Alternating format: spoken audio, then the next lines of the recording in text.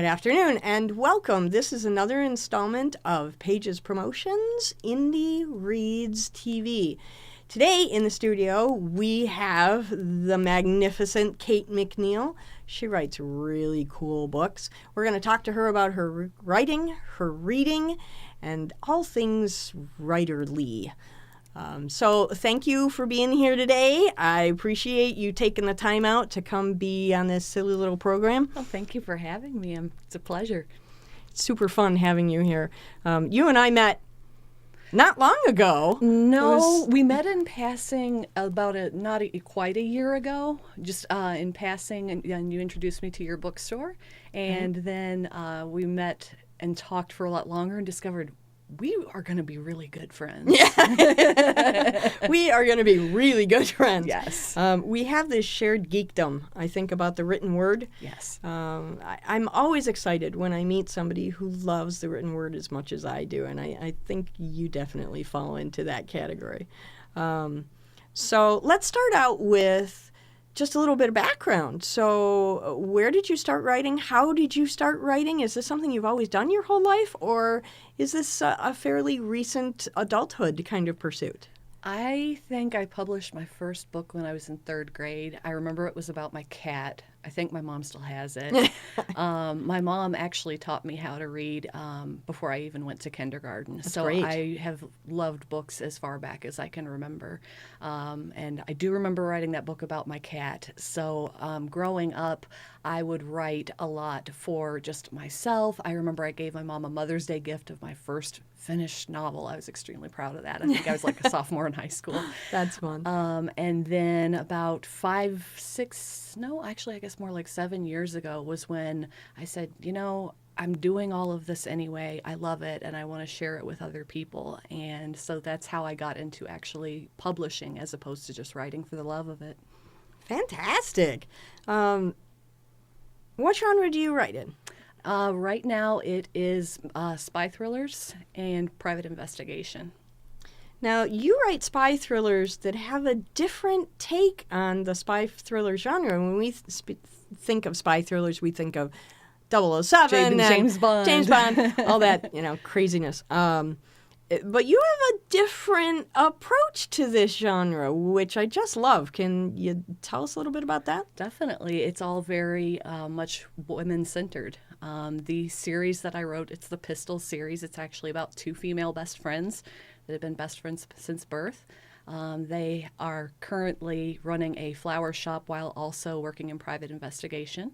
And that would be the first in the book, Thistles, correct? That is the introduction to the series, Okay. where we meet the two main characters. Vivian is an ex-CIA officer, and her best friend Parker is a self-defense expert. Okay. So these are not just your everyday florists, and they discovered that they were really good at finding stuff out. That's a really good tagline, not your everyday florist. No. If you come in and buy some flowers, they're probably like, we know all about you. So, without giving away the ending, because we should all read these books, what would you say would be the hook about this first book? It starts off with a line that people have a very visceral reaction to. It's basically along the lines of, there was something very satisfying about destroying someone's life. And it's just kind of like, whoa. And so we're introduced to this character who has just actually come back from being a CIA officer, and not necessarily willingly. So we've got kind of this mystery about her background. And her best friend is also at a crisis in her life, having discovered that her boyfriend is not the greatest kind of guy. And so they've kind of come together at this crisis point in their life, and they have this opportunity to kind of start over. And the flower shop is a sort of inherited thing that the one character's family has always done. And they're like, well, we know how to do this, so let's go do this to get some money, basically. Sure, gotta keep the lights on. Yeah, and then one day someone came into the flower shop and was just very, very upset. She thinks her husband's cheating on her.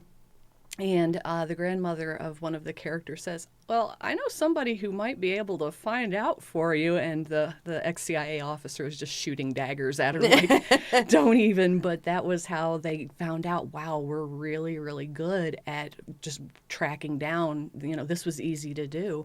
And that was just with the resources that the public has, which, Twitter, Google, Facebook, that kind of thing. Oh, good. So you're going to teach all of us how to do it. Well, believe it or not, the way that the series goes Thistles, Pistils, Subrosa.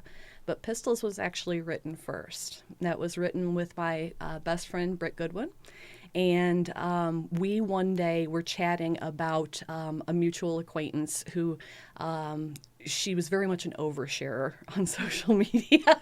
And one day I just said, with all of the things she puts up there, I bet we could probably find her home address. And so just for the fun of it, we tried just based on her Twitter posts. I would like to emphasize we did not do anything with this information. This is just a fact-finding mission. Oh, it was. And all authors go through that. We did. We literally just based on what she had shared on Twitter or a picture she had posted on Facebook with a sign in the background, a sweatshirt that she was wearing, we were able to Google map her house. Wow. And that's just with what is available to the public. Okay, so I don't ever want to get on your bad side. No.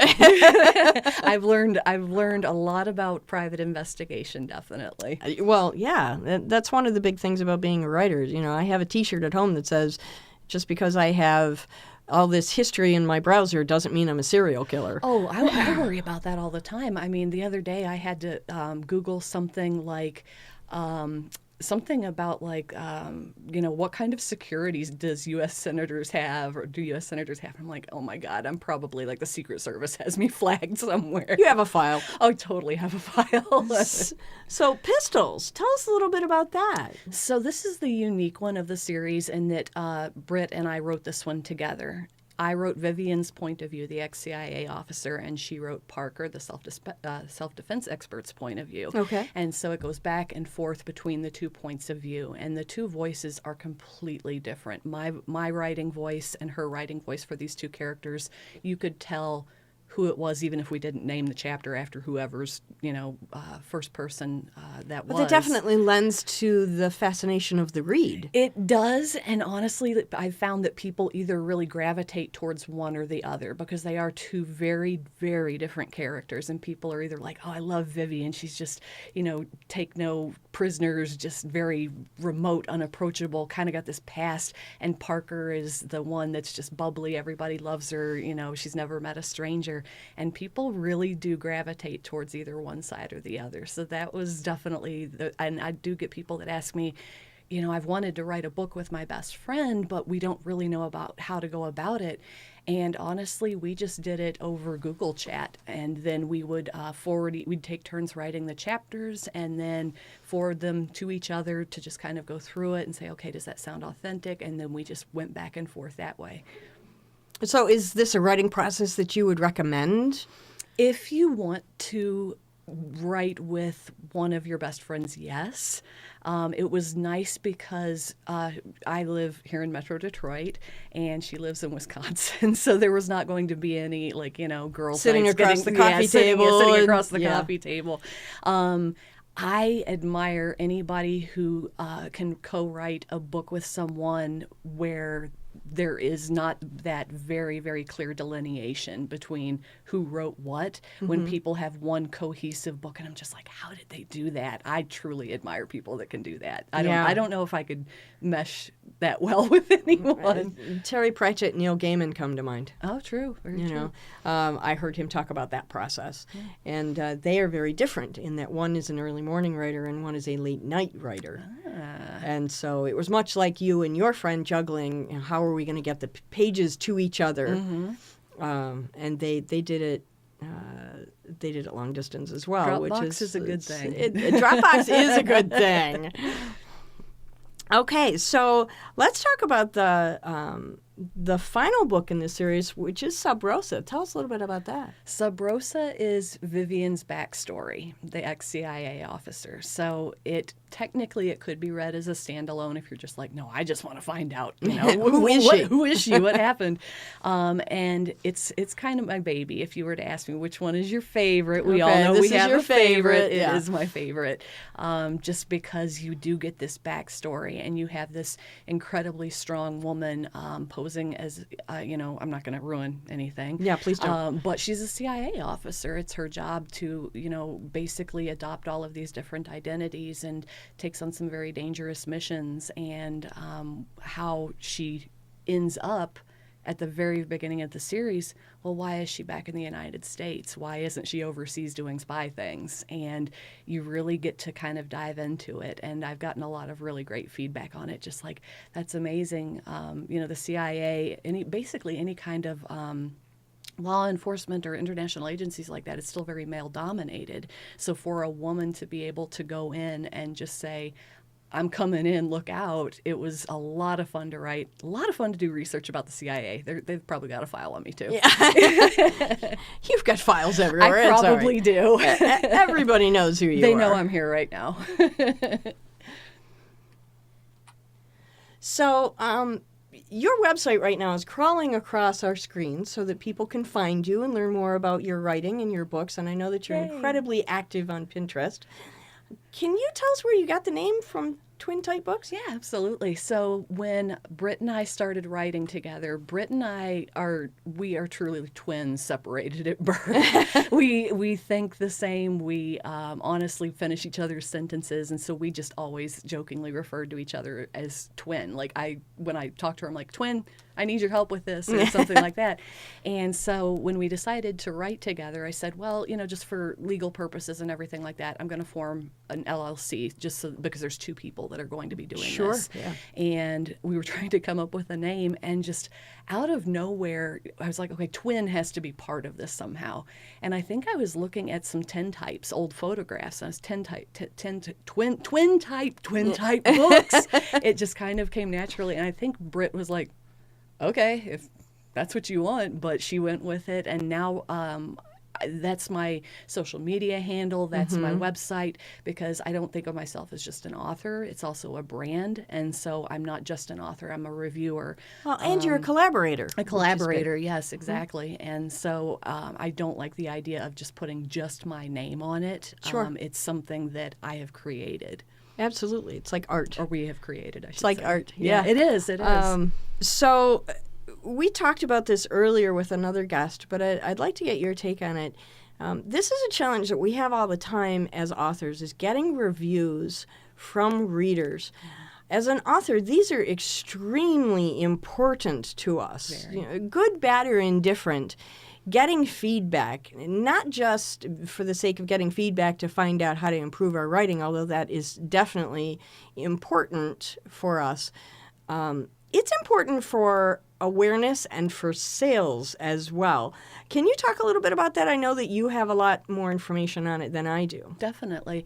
The reason why, if you're reading an indie book, you get to the end of it and you see an author's note that's just saying, thank you for reading my book. If you enjoyed it, I hope you did. Please consider leaving a review on Amazon or Goodreads or Barnes & Noble, wherever you purchased it.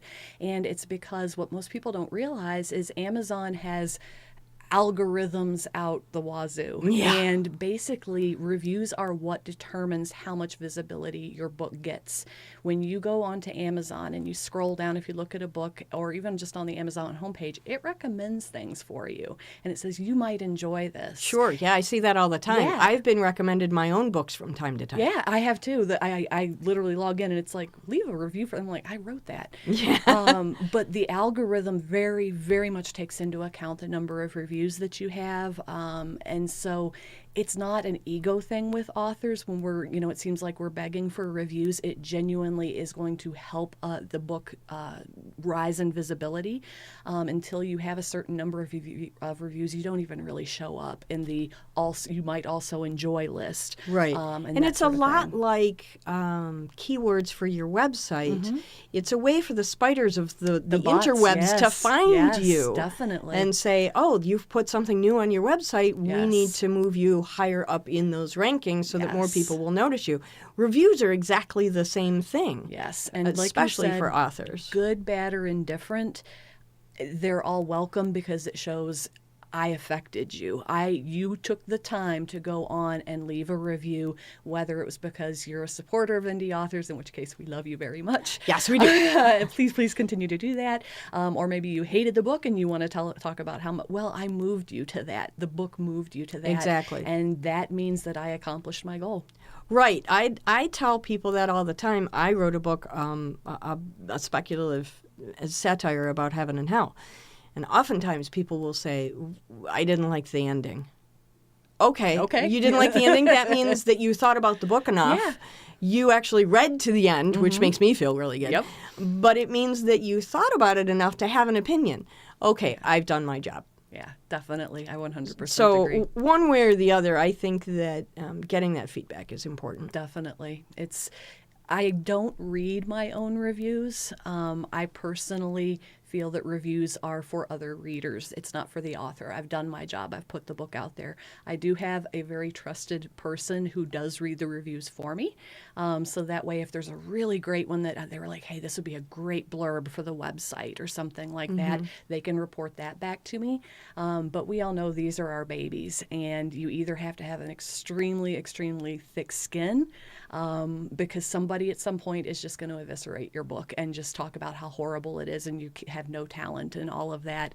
And it just, I don't really need that. I did what I did and I put it out in the world. That's also one of the biggest challenges that we have as authors is that we're all super creative and we have all these great ideas and we all think they're awful unless somebody tells us different. We've got to be the biggest bunch of insecure people on the planet. We need that validation, but I mean, if you get too much good validation where you've just got people, blowing rainbows, Right. in your ear all the time. That's not helpful. No, it's not, especially if your book absolutely could use, in an ideal world, all reviews would be constructive criticism, but we know they're not. I'm not going to play an angel. There's been some reviews that I've gone back and kind of modified because I was like, that was mean. That was just kind of a pot shot. That wasn't helpful to the author.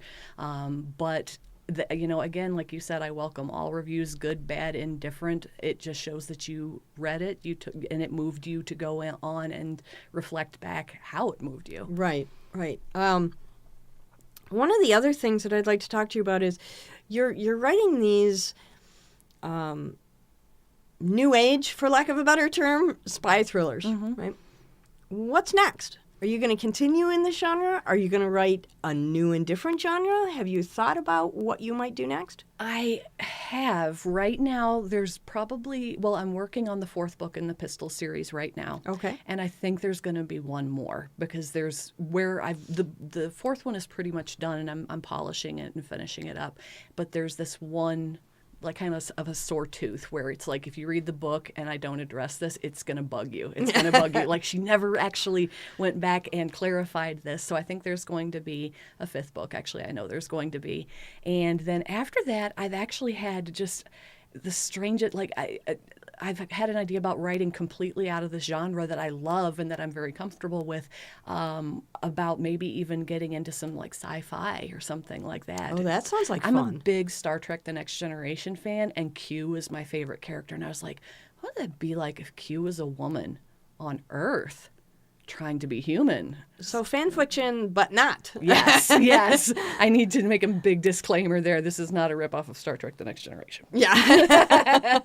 We always have to make those little notices. Yes. Or actually just call it what it is and say this is fan fiction, which is also great. A lot of authors have actually gotten their start in fan fiction, which, the most famous one is probably 50 Shades of Grey. That started off as fan fiction. Sure, right. And I encourage that because that's people going out and, for the first time having that bravery to put their work out there. Right. And for some people that's been incredibly successful and really catapulted them into the indie career that they probably didn't even anticipate was going to happen. Exactly. And it does take a great deal of courage to take what lives in your soul and throw it out into the world. It does. I like to think of that. I have this philosophy called sacred text philosophy, which is if you went through the heart and soul of bringing it out of the innards of where it lives and put it on the page, then I have a responsibility to treat that as sacred, whether that's religious text or not. And I think that takes a great deal of courage. So although I'm not a fan of fan fiction because I like to start fresh and new and, throw my own stuff out there, I think it's a great way for authors to find their footing and to decide if this is a pastime or an obsession.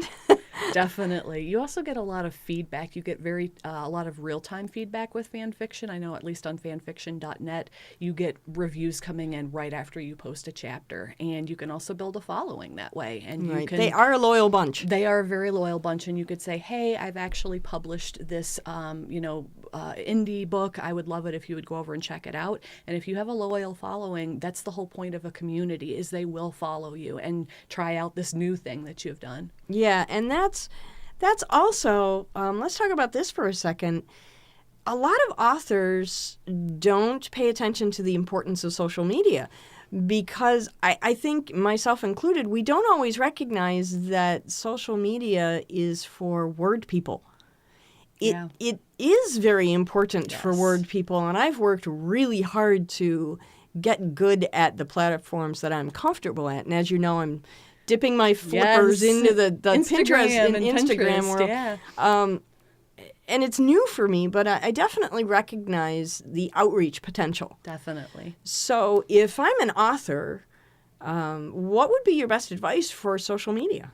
First of all, know from the get-go, social media does not sell books. I think a lot of authors go in thinking, oh, I'm going to pay to take all of these courses and I'm going to, spend all of this time on social media and I have to grow myself as an influencer, and it does not sell books. What it does do is it gets your name out there and you become part of a community. Right. And that is how you start building that community. They want to know, I've especially found with indie book lovers, they want to know the author. They want to know, like, where did Twin Type Books, where did you get that from? Well, and that's especially why we do personal appearances. We do book festivals, and we do fairs, and we do every speaking engagement we can get to. We do television shows and radio podcasting and all of that, because it's about throwing who you are out into the world so more people can discover your books. Especially because as indie authors, we don't have a big publicity department at a big publishing company funding us. Most of the time, this is on our dime. We're funding it. So I guess the other piece of advice I would give authors about social media is have a presence on all social media, but pick one and really focus on it and make that your main primary focus. So my number one is Instagram. That is the one that I have chosen to really drill down and focus on. And it's been absolutely wonderful. I have a presence on Twitter, on Facebook, on Pinterest, in addition to my website. But at the same time, those are kind of like, I'm there because I want to be available if somebody extremely famous, Oprah maybe, reads my book and tweets it out to the world. That would be great. That would be pretty great. Oprah, if you're listening, don't hesitate. I want to make sure that I have a Twitter handle that people can go like, well, shoot, I can just click right on this Twitter handle and find out this book that Oprah's talking about. But really just pick one to really become an expert on. Otherwise, you're just going to burn yourself out and you're not going to do it at all. Right. And that is... that really is the black hole of despair. It is. Is you get so overwhelmed with all these things that are driving you in different directions. It's a time suck, and you find that you're spending more time talking about your books than writing your books. Yes. So I think you would agree with me in saying that this is something you have to time manage. Definitely. You want to download one of those apps that gives you like 30 minutes and it doesn't send any notifications to your phone, or put your phone in another room, give it to your spouse or your partner, just so that it's available if it's important and someone calls. But especially as indie authors, we're kind of like, ooh, squirrel, It's like, ooh, a review, and you just completely stop what you were doing. And if we stop writing, we stop our livelihood. We stop this thing that we got into it in the first place, and that is creating that written word and sending it out there for everyone to hopefully enjoy. Yeah, exactly. I was fortunate enough to see amazing author Steve Berry speak a couple of years ago. And I was one of the few authors in the room. It was held at the library. Oh, wow. And when I asked a question, the first thing that came out of his mouth before he answered the question was, "You are similarly afflicted, aren't you?" And I had to say, "Yeah, I'm guilty. I also do this crazy thing for a living." And yeah, we're all a little bit crazy. And we had a nice little chat, and there was like pin drop silence throughout the rest of the room. But we had a good little chat, and we laughed at it. But nobody else in the room got it because there is, I think, a special kind of nuts. Oh, yeah. That has to live within a creative soul. Definitely. Whether that's writing or art or music or whatever it is. Definitely. There is something there that you have to say, okay, you're not quite normal. Yeah. There's that famous Ray Bradbury quote about if you want to write, if you want to create, I'm butchering this, but you have to be the greatest fool that God ever turned out and sent rambling. Right. And Stephen King said something similar in writing. He compared it to something else completely different, but it was the same kind of thing. Where it's like you have to be that special kind of that little bit of crazy to just kind of put these things out there and be brave enough to, because like you said earlier, you're putting a part of yourself out there, this part that has just lived inside of you for so long, and it's just you're bearing your soul in a way that people who aren't artistically inclined may not necessarily understand. Right. So we have a couple of minutes, and I want to make sure that people know where you're going to be coming up. I know that you're going to be gracing us with your presence at our Summer Indie Book Festival. I cannot wait. I'm so excited. 45 amazing independent authors in the same room.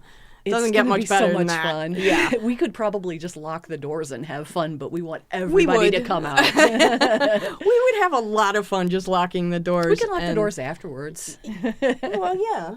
We can all go out for coffee or adult beverages or whatever. Get to know each other. Yeah. Well, most of us know each other. That's true. the fun part. That's I think true. that's why we have so much fun together. Yeah, because you get to see. Is because we are part of this community, Family, part of this tribe that for I think that reason of mild insanity, we all kind of gravitate to each other. Yeah. And that's super fun. Definitely. Are you doing any other events that we should know about coming up? I do twice a year. I do the Books and Authors event at Leon and Lulu in Clawson. Okay. So I'm there. So the next one is October 20th, I think. Yep. So the spring and the fall, I'm definitely going to be I'm there every year.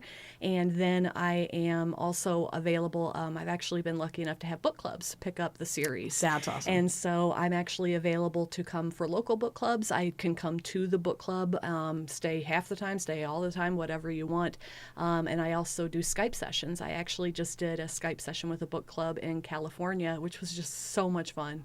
It was just so enjoyable. And I thought that I had to be, I thought the first time I did it, I'm like, okay, I have to be able to answer questions about analysis and stuff like that. There was no questions about analysis. We just chatted. Well, thank you so much for coming out and joining us on our silly little chat show. I'm hoping that we're going to be able to do this with a lot more indie authors coming up, and I'm really grateful that you were here today. Oh, thank you. I really appreciate it. Thank you. So we will be seeing you again. Definitely. Have an awesome evening. You too.